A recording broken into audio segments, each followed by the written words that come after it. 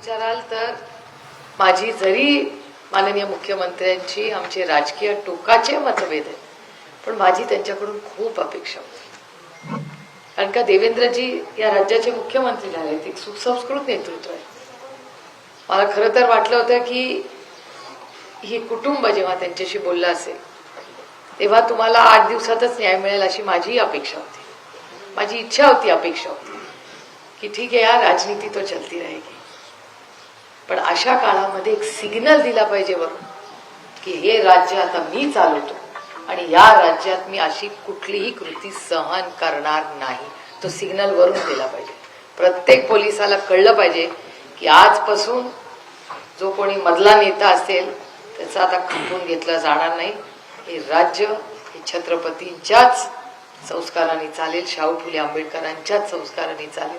आणि म्हणून मी आज एक महाराष्ट्रातली महिला म्हणून, खासदार म्हणून नाही, मुख्यमंत्र्यांना मी जाणार आहे, मी त्यांना वेळ मागणार आहे आणि माझा पदर पुढे करणार आहे की बाबा आमच्या पदरामध्ये आमच्या या भावासाठी न्याय द्या. आणि हे जे अंधाधुंदी कारभार चाललाय, तुम्ही आंदोलन वगैरे काय करू नका, तुमचा लढा आम्ही लढू.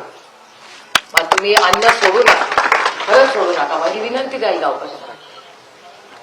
तुम्ही आम्ही सगळे ताकदीने लढू. बाप्पा या देशामध्ये ही गोष्ट कुणामुळे कळली तर बाप्पानी कळली. बाप्पा म्हणला मी उभं राहतो, भाषण करतो. म्हणलं काय बोलणार? उभे राहिले आणि म्हणले की जोपर्यंत त्यांना फाशी मिळत नाही मी स्वस्थ बसणार नाही. बीडच्या केसमध्ये फाशी झालीच पाहिजे, परभणीच्या केसमध्ये आम्हाला न्याय मिळाला. आणि बसून गेले. म्हणलं अरे अजून काय बोल? ते म्हणलं अजून मला काय बोलायचंच नाही, काय मला फक्त न्याय पाहिजे आणि मला ह्याचं राजकारण करायचं नाही, म्हणून मी फक्त फाशी मागतोय, मला बाकी काही नको. जो कोणी गुन्हेगार आहे त्याला फाशी झालीच पाहिजे. आणि आम्ही त्यानंतर मी फारशा बाहेर कोणी बोलले नाही, कारण मला बोलायचं नव्हतं बाहेर.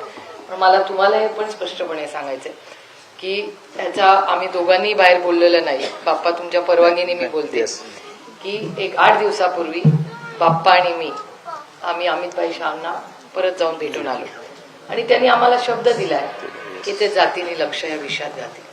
त्यामुळे मी पुन्हा सांगते, मला याच्यात राजकारण करायचं नाही. आम्ही दोघं फोटो टाकू शकलो असतो बाहेर स्टेटमेंट, पण मी केलं नाही. याचं कारण असं की एका गृहमंत्र्याकडे आम्ही दोघं लोकशाही पद्धतीने न्याय मागायला गेलो. बाप्पा आधी भेटून आले होते, आम्ही परत परवा भेटून आले आणि माझी अतिशय विनम्रपणे, प्रांजळपणे त्यांना हात जोडून विनंती की बाबा ह्याच्यामध्ये मग पोलीस असू दे, अधिकारी कोणीही गुन्हेगार असो, त्याची गय करू. या राज्याने एवढं मोठं मतदान करून तुम्हाला केलंय, न्याय जर मिळाला तर काय करायची ती सत्ता मला सांगा. आता त्यांनी मला त्यांच्या कुटुंबाचा एक फोटो दाखवला, अप्रतिम, म्हणजे दृष्ट लागली तुमच्या फोटोला. मला विचार आणि मी तुम्हाला शब्द देते की मी कोणाला कुठे भेटणार नाही, काही करणार नाही आणि कॉम्प्रोमाइजचा तर विषयच नाही. सत्यमेव जयते, सत्याचाच विजय झाला पाहिजे. जो कोणी याच्या मागे असेल त्याला आपण फाशी ही मिळालीच पाहिजे. मी या मुलीला शब्द, मी त्याच्या आईला आणि आजीला हिचा शब्द देऊन आज खासदार सुप्रिया सुळे मस्साजोगमध्ये आहेत. देशमुख कुटुंबियांची त्यांनी भेट घेतली आणि यावेळी त्यांनी सांगितलंय की यानंतरचा लढा खुद्द त्या लढणार आहेत देशमुख कुटुंबियांच्या वतीनं. आणि इतकंच नाही तर या संदर्भात 8 दिवसांपूर्वी गृहमंत्र्यांची भेट घेऊन न्यायाची मागणी केल्याचा खुलासाही सुप्रिया सुळेंनी केलेला आहे. त्यामुळे आता या प्रकरणाचा तपास पुढे कसा जातोय, कधी न्याय मिळतोय देशमुख कुटुंबियांना पाहावं लागेल. यानंतर बोलूयात पुढच्या बातमीकडे. आज राज्य मंत्रिमंडळाची बैठक होणार आहे आणि या बैठकीत अंमली पदार्थ विरोधी टास्क फोर्ससाठी 346 नवीन पदं निर्माण करण्यास मान्यता देण्यावरती चर्चा होण्याची शक्यता आहे. डान्स बारमधील अश्लील नृत्यावरती प्रतिबंध घालण्याबाबतच्या कायद्यातील सुधारणेवरती चर्चा होण्याची ही शक्यता आहे. तर 6वा राज्य वित्त आयोग स्थापनेवर सुद्धा चर्चा होऊ शकते. अनेक महत्त्वाचे मुद्दे आहेत आणि त्यातील हे 3 महत्त्वाचे मुद्दे आपण ठळकपणे पाहतोय. डान्स बार अश्लील नृत्यावरती प्रतिबंधावरती चर्चा होऊ शकते. अंमली पदार्थ विरोधी टास्क फोर्स पदाची चर्चाही होऊ शकते. तर 6वा राज्य वित्त आयोग स्थापनेवरही चर्चा होणार आहे. 6व्या राज्य वित्त आयोग स्थापनेवरती या मंत्रिमंडळ बैठकीमध्ये चर्चा होऊ शकते. डान्स बार अश्लील नृत्यावरती प्रतिबंध कायद्यातील सुधारणेवरती सुद्धा चर्चेची शक्यता आहे. इतकंच नाही तर अंमली पदार्थ विरोधी टास्क फोर्ससाठी 346 नवीन पदांवरती चर्चा होण्याचीही शक्यता आहे. म्हैसाळ उपसा सिंचन योजनेसाठी सौर ऊर्जा प्रकल्पावरतीही चर्चा होऊ शकते. शिवाय राज्यात रोपवेंसाठी जागा उपलब्ध करून देण्यावरही चर्चा होण्याची शक्यता आहे.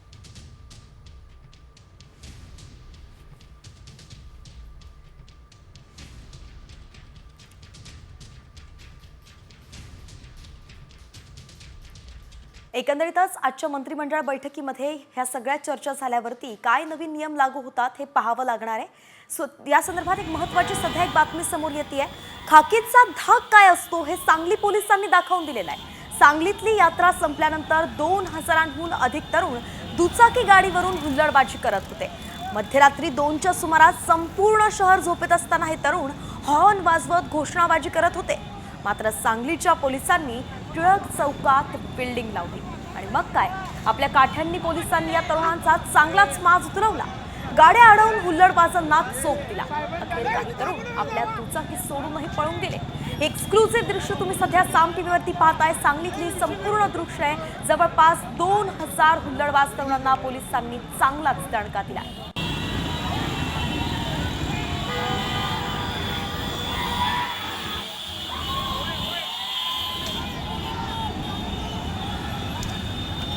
आपले प्रतिनिधी विजय पाटील आपल्यासोबत जोडले गेले आहेत. विजय, नेमकं हे सगळं प्रकरण कसं आहे, काय सविस्तर अपडेट आहे?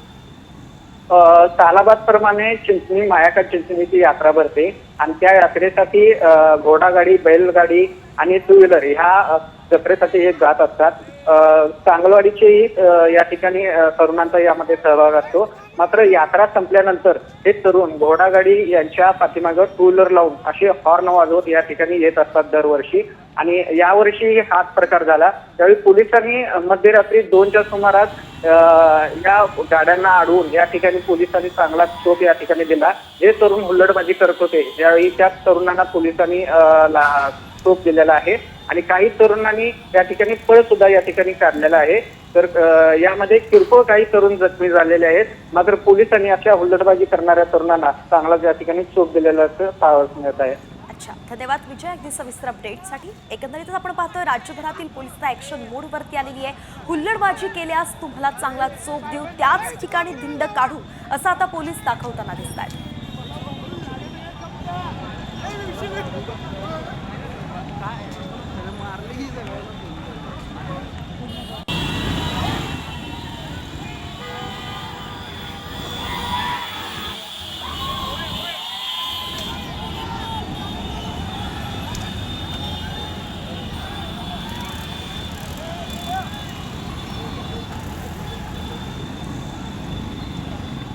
सांगलीनंतर जाऊयात कोल्हापुरात.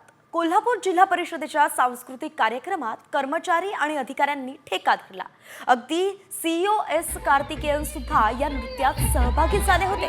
पन्हाळ्याच्या अमोल घोलप यांनी स्त्री वेशात केलेली लावणी सर्वांनाच हुरळ पाडली.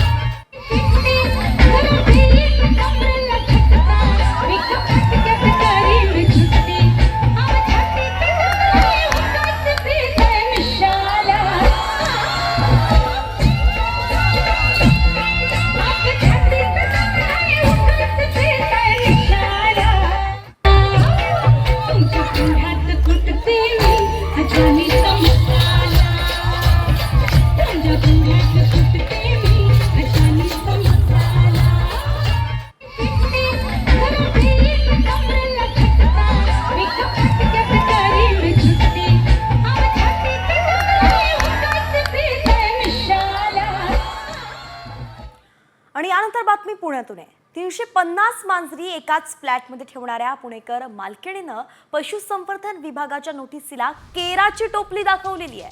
हडपसरमधल्या मार्बल बाउंटी सोसायटीत रिंकू आणि रितू भारद्वाज या 2 महिलांनी एकाच घरामध्ये 350 मांजरी ठेवल्यात आणि या मांजरीमुळे प्रचंड दुर्गंधी पसरलेली आहे. सोसायटीतल्या नागरिकांचंच नाही तर मांजरींचंही आरोग्य यामुळे धोक्यात आहे. या सर्व मांजरींना खराडीत हलवा, त्यांची योग्य काळजी घ्या अशी नोटीस 14 तारखेला बजावण्यात आली होती. मात्र अजून सुद्धा मांजरी हलवण्यात आल्या नाहीयेत आणि म्हणून पशुसंवर्धन विभाग तसंच पुणे महानगरपालिका आता या दोन्ही बहिणींवरती काय कारवाई करणार, कशी कारवाई करणार असा संतप्त सवाल सोसायटीतले रहिवाशी विचारतायत. दरम्यान 350 मांजरी घरात असलेल्या रिंकू भारद्वाजनं पोलीस आणि पालिका अधिकाऱ्यांना कशा पद्धतीनं उत्तरं दिली आहेत याचा एक व्हिडिओ ही साम टीव्हीच्या हाती लागलेला आहे. पाहूयात. ज़्यादातर वो हमारे घर से डायरेक्टली अडॉप्ट हुए, लेकिन उनको क्योंकि अडॉप्शन सेंटर से बात कर लिया था तो उनको मेरे घर से ले जाने को दिया, वहाँ से सर्टिफिकेट क्वेश्चनर सब करके फिर दिया. तो वही प्रैक्टिस ठीक है. इनका वैक्सीनेशन ट्रीटमेंट कौन करता है? 2-3 डॉक्टर हैं. कौन आता है? एक क्राउन वेट है. कौन? क्राउन वेट कल्याणी नगर में. Crown Vet. हाँ, फिर एक डॉक्टर सैकिया.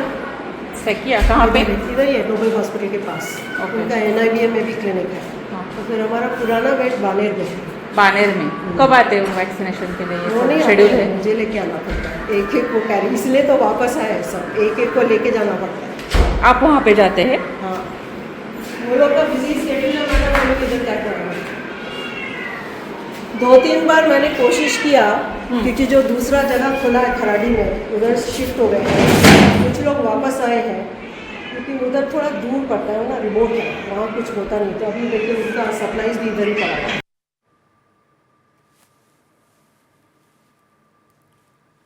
आणि यानंतर आता वळूयात न्यूज पॉइंट 20 कडे. इतरही बातम्यांचा वेगवान आढावा घेऊयात. फडणवीस सरकारचं पहिलं अर्थसंकल्पीय अधिवेशन 3 मार्चपासून सुरू होणार आहे. 10 मार्चला अर्थमंत्री अजित पवार राज्याचा अर्थसंकल्प सादर करतील. या अर्थसंकल्पामध्ये लाडकी बहीण योजनेचा हप्ता 1,500 वरून 2100 होणार का हे पाहावं लागेल.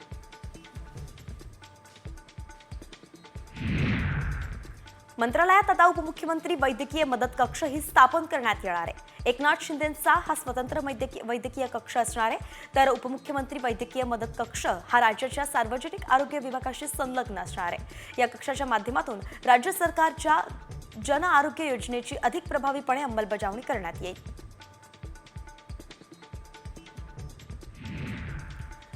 नाशिकमध्ये महायुतीमध्ये श्रेयवादाची लढाई सुरू झाल्याचं चित्र आहे. भगूर नगर परिषदेच्या पाणीपुरवठा योजनेवरून शिंदे गट आणि अजित पवारांच्या राष्ट्रवादीत चांगलीच जुंपली आहे. पाणीपुरवठा योजनेचं भूमिपूजन अजित पवारांनी केलंय. मात्र आता एकनाथ शिंदे पुन्हा त्याच पाणीपुरवठा योजनेचं भूमिपूजन करणार असल्याचं समजतंय.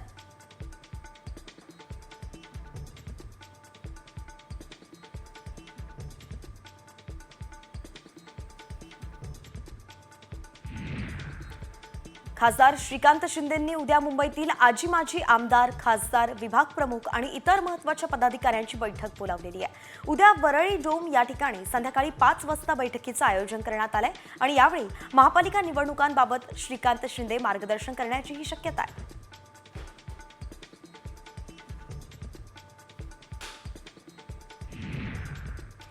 राज्यातील 11 माजी आमदारांना अजूनही आमदार निवासाचा मोह सुटलेला नाहीये. आमदार निवासातील रूम त्यांनी सोडलेल्या नाहीयेत. काही मंत्र्यांनीही बंगले मिळाल्यानंतर आमदार निवासाचा ताबा सोडलेला नाही. नोटीस देऊन सुद्धा ते खोली सोडत नसल्याचं अधिकाऱ्यांकडून सांगण्यात येत आहे.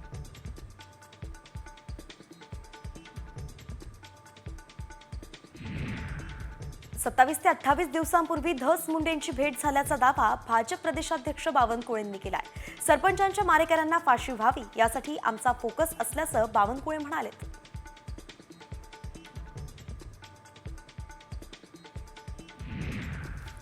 ई कॉमर्सला इफ्कोची उत्पादनं विकण्याचा अधिकार नाहीये. सामाजिक कार्यकर्त्या अंजली दमानी यांच्या आरोपांना आता इफ्को कंपनीनं स्पष्टीकरण दिलेलं आहे. ॲग्री बिक्री वेबसाईटला ऑनलाईन विक्रीचा अधिकार नाही. हे प्लॅटफॉर्म गैरवाजवी किमतीत उत्पादनं विकतात असं स्पष्टीकरण इफ्को कंपनीनं दिलं आहे.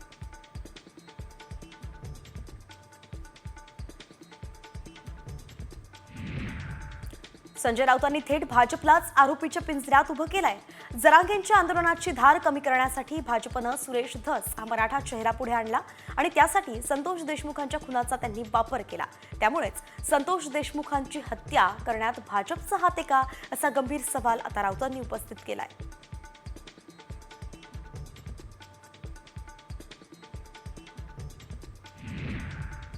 धनंजय मुंडेंचा राजीनामा कोण घेणार हे आधी ठरवा असा टोला संजय राऊतांनी अजित पवारांना लगावलाय.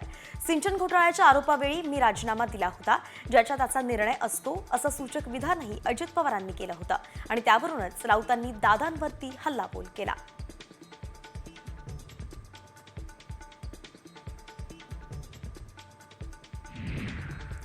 भाजपा आमदार सुरेश धस आणि मंत्री धनंजय मुंडेंच्या भेटीची बातमी चंद्रशेखर बावनकुळेंनी फोडल्याची टीका आमदार जितेंद्र आव्हाडांनी केली आहे. रोज डेच्या दिवशी धस मुंडेंची भेट झाली आणि नंतर बावनकुळेंनी त्यांचा व्हॅलेंटाईन केला असा टोलाच आव्हाडांनी लगावलाय.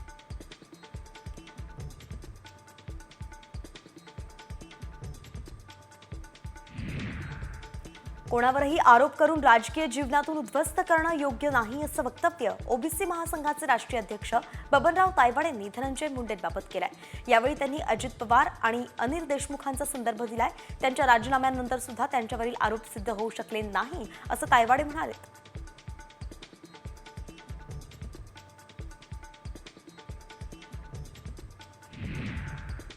वांद्रे पश्चिम विधानसभा मतदारसंघाचे उपविभाग प्रमुख जितेंद्र जानावळ यांनी ठाकरे सेनेला राजीनामा दिलाय. मशाल चिन्ह मिळाल्यानंतर पहिली मशाल घेऊन ते मातोश्रीवरती आले होते, मात्र त्यांनीच ठाकरेंचा हात सोडलाय. 6 वर्ष कार्यक्षेत्राबाहेर नियुक्त करून राजकीय षडयंत्र केल्याचा आरोप जानावळ यांनी केलाय.